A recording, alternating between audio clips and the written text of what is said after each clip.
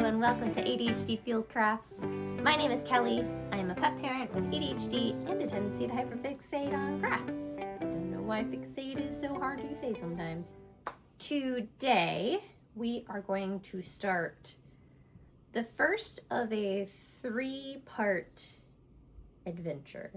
I've alluded to this at least in one of my other videos, I think, but every year at this time, I work on a cosplay for a big convention that I go to in the Rosemont area, and we're at T-minus 3 weeks, and I haven't started it yet. So it's crunch time, which is, I don't know why I'm surprised I haven't started it, because this is about how it goes. So before we get into that, though, I did want to give a huge shout out to those of you who have joined me on this adventure so far and have subscribed. We just surpassed 100 subscribers, which isn't a lot compared to some people, but it's more than I anticipated at this point. So I just wanted to give a big thank you and just so much appreciation for the wonderful comments I've gotten so far and the support I've gotten from the crafting community, and I look forward to continuing on and expanding and seeing where this goes. So with that, let's get into my plan for my cosplay. For those of you who aren't familiar with the term cosplay, it is short for costume playing. So it is basically dressing up as a character that you enjoy from anything in pop culture. Most of the time when people think of cosplay, they think of anime or video games, dressing up as a character from one of those. But it is also, some people will dress up as like superheroes or Disney princesses or anything like that. So it is a very diverse and very fun hobby to have. There are a lot of shops online that cater to people who do cosplay. There are people who will help create cosplay for people, so you can purchase a costume and wear it.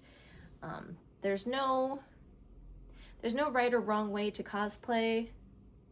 Sometimes people will do gender bends, sometimes people will do their own variation or take on a character, and it's just a really fun, creative way for people to express themselves and express their interests and what they like. So in the past, I have always made my own cosplay outfits. So here are some examples of past ones that I have done. This year, I have decided on this for my cosplay. So it is a character named Monica Everett from an anime called Secrets of the Silent Witch.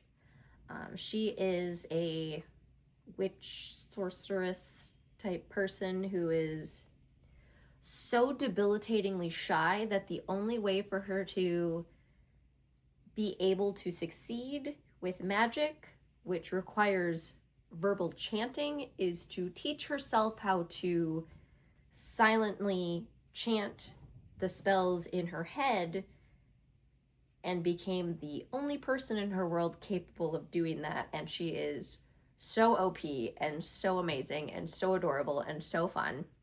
So far, so I've gotten fabric so far for the cloak and everything. So I have these 2 colors. So this is for the outside of the cloak. This is for the inside lining. I have 2 different colors of heat transfer vinyl for the designs on the bottom of the cloak and on the bottom of the shoulder parts of the cloak. And for the ties around the neck, I got some snaps and some cord that goes around the neck piece. This is just generic colored cord. I need it to be gold, so we're gonna attempt to dye it. I don't know if this will die, but we're gonna try it and see what happens. If nothing else, I will spray paint it. I don't know. It's always a little bit of a guess and see what happens when I do my cosplay. I don't know, I make it up as I go, and it usually turns out pretty good. Usually is a lot that goes wrong in the process, but ooh, cat. We'll see what happens. So far I've gotten a couple of patterns from Etsy. One for a full-length robe with flowy sleeves, and then one for a short over-the-shoulder cloak that comes down to about here with a hood.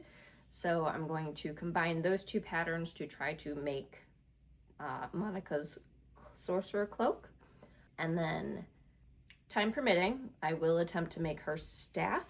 Another thing I thought I could try was making some sort of plastic something that looks like her spell that I could just have on my hand, but that's a if time permits situation. Right now, priority is the cloak, so week 1, that's what we're gonna focus on. So I don't know if any of you have purchased patterns from Etsy that aren't like just like simplicity tissue paper patterns. Usually they send you a PDF and you have to print out the papers, cut them down and tape them together.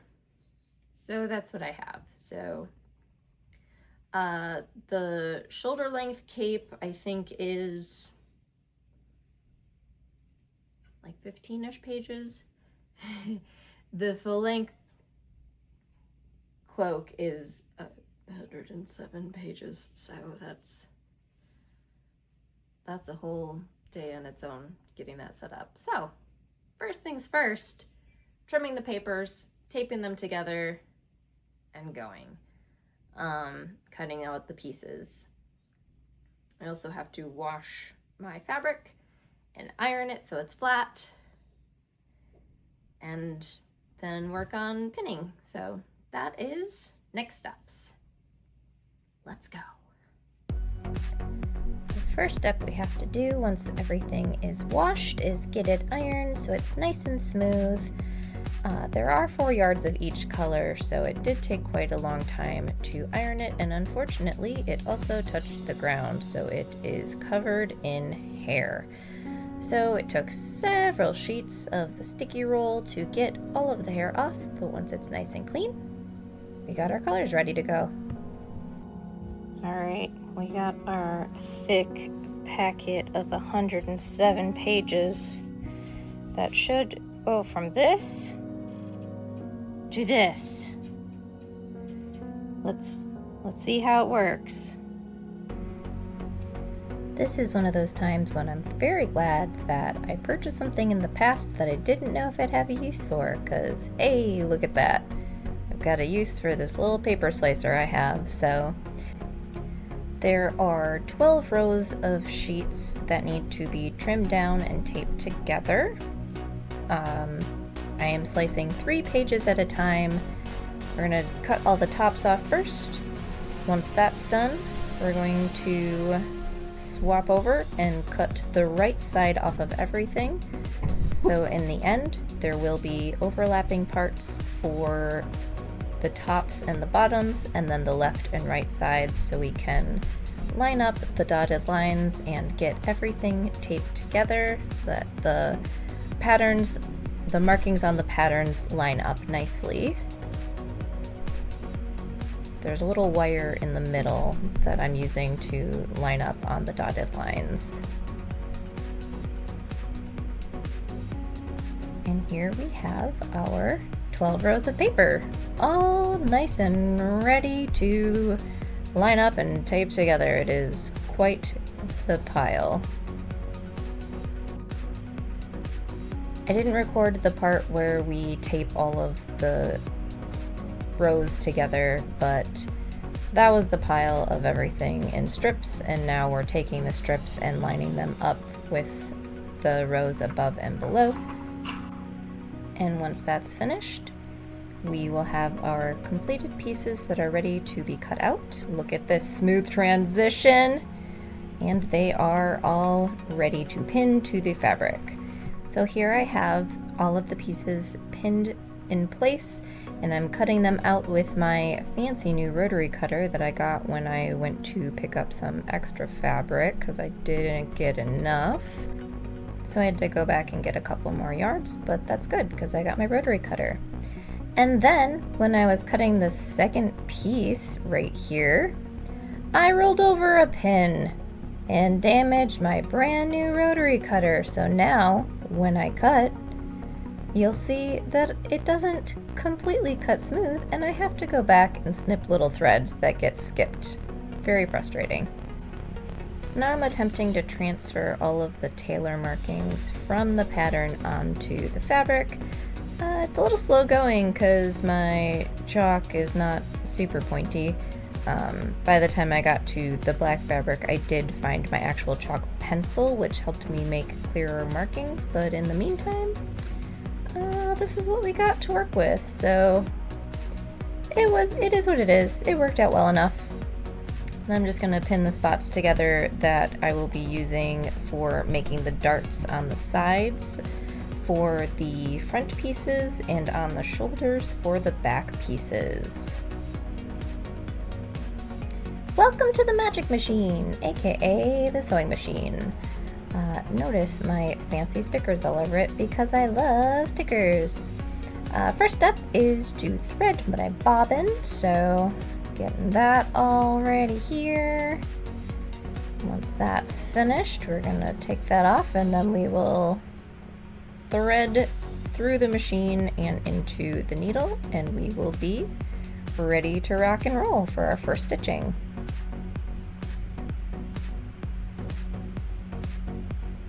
So this is stitching the darts that we pinned earlier. I don't have a lot of footage of actual sewing. It's kind of hard to get a good angle in my sewing room with the way that it's set up. But if this is something that people want to see, feel free to leave it in the comments and I can do some more in-depth video of the actual sewing process. If it's something that has interest, I can also do kind of an overview of the sewing machine itself, some of the different functions, the most common ways to use it for basic sewing. I don't do anything super fancy. I'm basically self-taught, but I'm always trying to learn new things, and I'm happy to share that information with others. Next up, we are going to start working on making the pattern for the vinyl. So this is kind of a trial and error process. I went and got a large tracing pad. Doesn't really matter the brand, it's just the biggest one they had at Michael's. So now I am taping pieces together because they're not quite big enough for my needs. And then I will begin stitching the shape of where the vinyl is going to be at the bottom of the cloaks. So we have the thicker piece at the bottom of the full-size cloak, and then we have a thinner silver band also at the bottom, and then we will have a slightly thinner gold band up on the shoulder pieces and a really thin silver piece up on the shoulder pieces. So this is me just kind of tracing the shape, getting the general outline of how it's going to look, and I'm guesstimating about 3 inches for the bottom piece. We're going to trace the same shape again.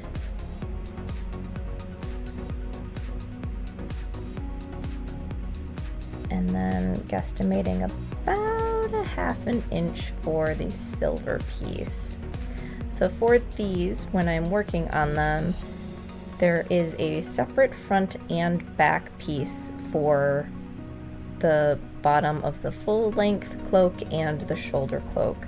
And then we need 2 mirror image cutouts of each one so that we have it for the left and the right side.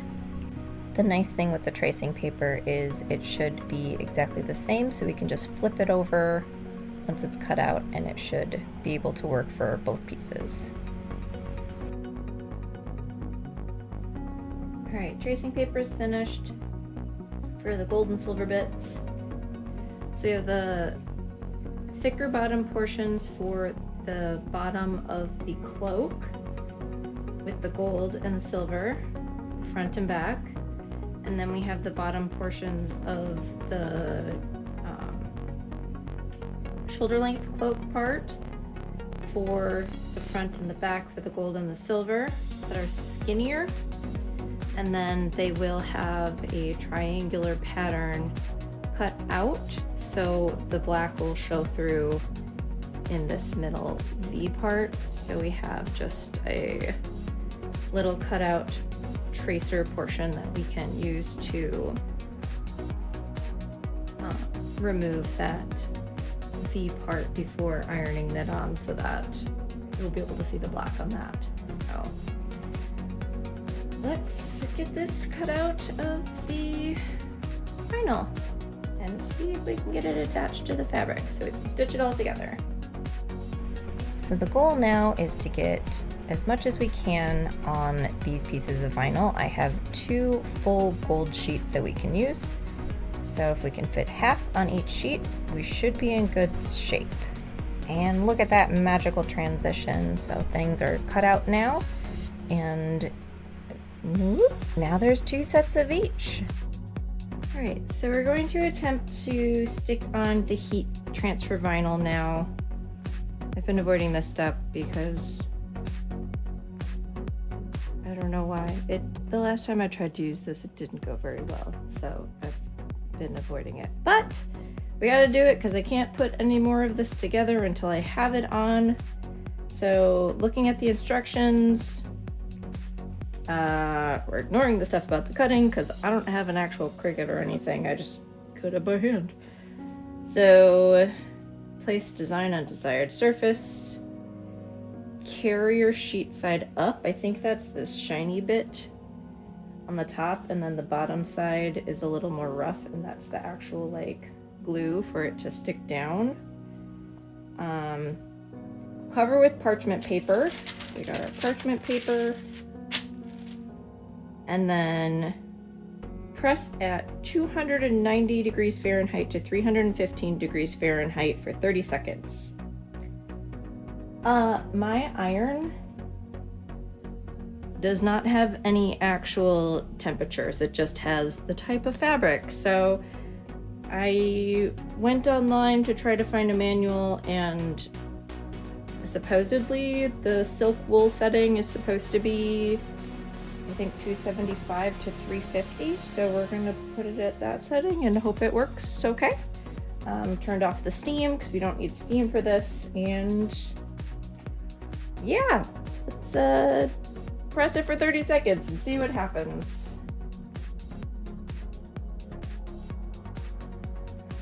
All right, it's been 30 seconds. I did have to pick it up once because my iron yells at you if you leave it down for too long as a safety precaution. Let's see. Oh, they're sticking. Now it says to peel the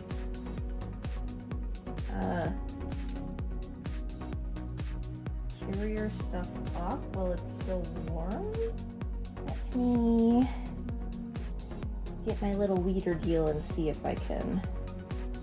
Because these are on there. They're just not on there super great, actually.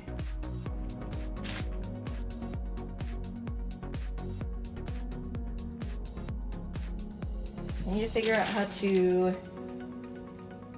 do this so it won't come back up. I'm going to turn the heat up, see if we can get it to stick a little bit better. This is why I've been avoiding it. It's the pain in the booty.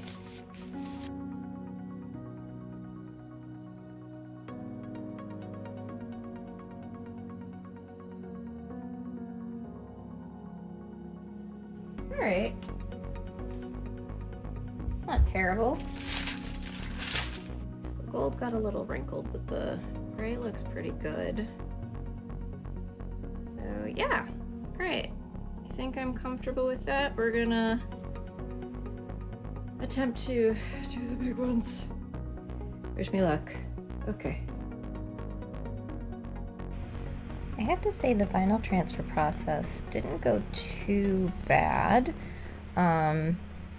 It was a little bit of a learning process working with a bigger piece of vinyl like this. So the first one was a little rough at times. Also, ignore the giant clump of Luffy hair on my shoulder. Definitely didn't realize that was there. Also definitely didn't realize that my whole shoulder and back and head was in the shot. I'm still learning. But in the end, it did work out. I actually ended up liking the textured look from when you go over it again after the cover plastic is taken off. So after I finished everything, I ended up going over all of the pieces again to give it the textured look. It just adds an extra special element to it. So I'm pausing for a minute because I just got my wig and I wanted to open it with you guys and kind of see what we're dealing with here. Sorry, I'm really red in the face and a little sweaty. I just took Luffy for a walk, so got back and this is here.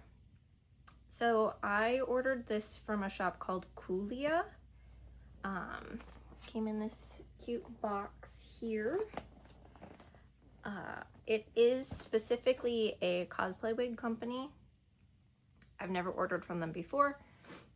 Don't really know much about them. They have kind of mixed reviews, but they had the wig I was looking for. So for reference, this is what it looks like on the website for what I was ordering.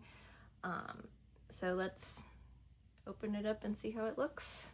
I'm hopeful. So I unwrapped it and like cut it open and everything, but you can see inside here, it's got this stickered paper here. So we're gonna open this. So on the top here we have a wig cap. We got a cute little bag here. Let's see what goodies we got in here.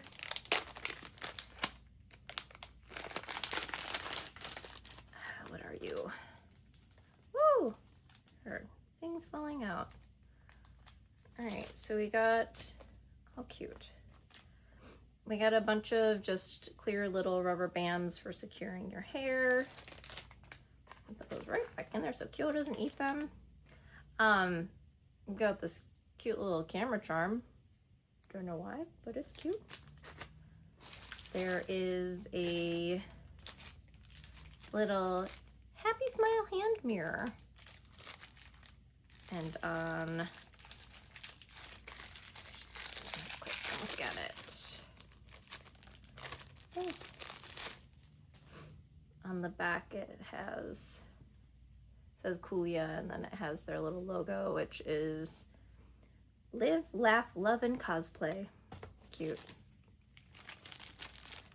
And then we got some, ooh, more rubber bands. Some bobby pins and a little, one of these guys. I don't know what those are called. Alligator clip? Maybe? I don't know. So we can stick all those back in the little baggie.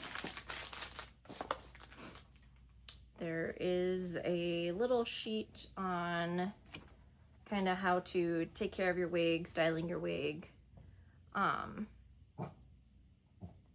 So these should all be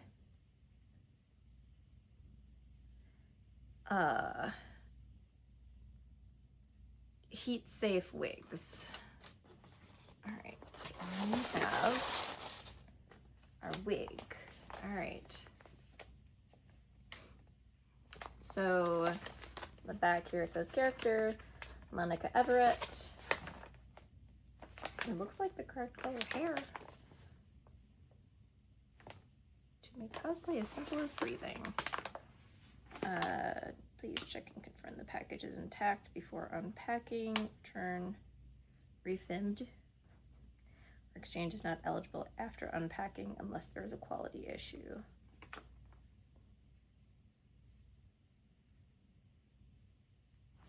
Okay, so it's basically if you fully unpack this, and it's not the correct character or something like that, you can't return it. You have to do it before actually opening it and taking things out.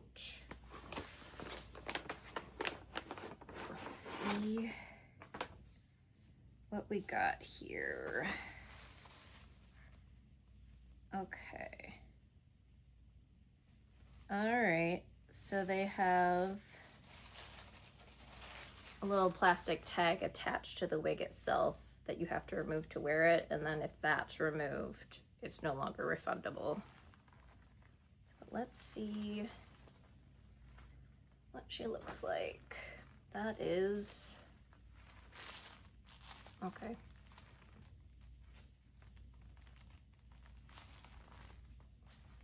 It's fine.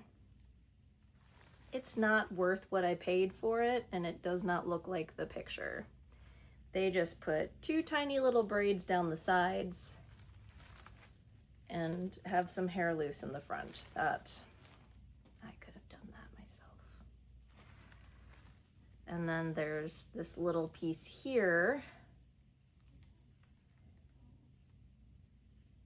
which is not accurate either. They just, disappointing. Yeah.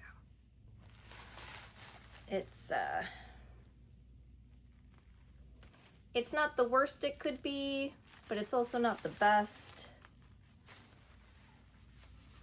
The wig itself seems like pretty good quality.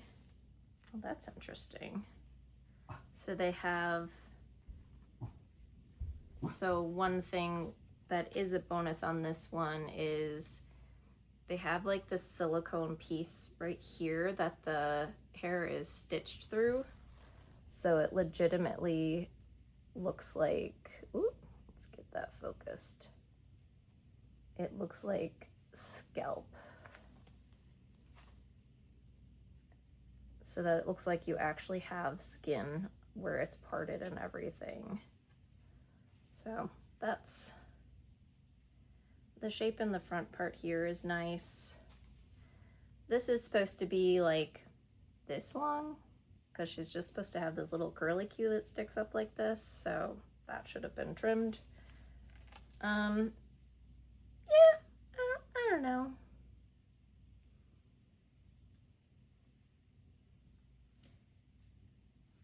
I'd give it a, I think out of 10, I'd probably give it a 5. Like, the color's correct, the quality is good, the hair itself is really soft, but you can already tell it's gonna be super staticky, so we'll see how that goes. But the styling portion is bad, really bad. So yeah, that's my week. I will, hey, no, do not eat it. I'm gonna have to think about if I'm going to keep this or return it, because it was like 50 bucks and it's about the quality of a $30 wig from Amazon, so we'll see. Plus like $15 for shipping. So disappointing, but